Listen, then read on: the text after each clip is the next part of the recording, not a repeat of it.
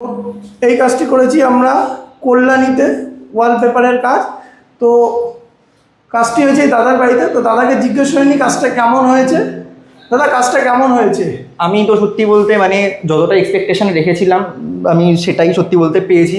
আর যদি জিনিসের ওপর প্রশ্ন করা হয় তো আমি কোয়ালিটি এবং দামের এগেনস্টে যা কোয়ালিটি, সত্যি বলতে আমি তো অনেস্টলি খুব খুশি।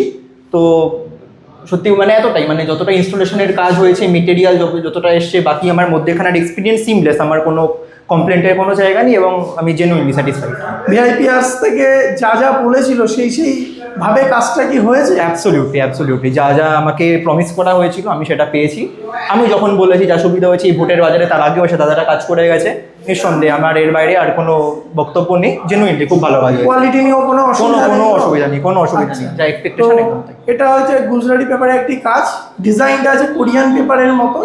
পেপারের কোয়ালিটি বুঝতেই পারছেন।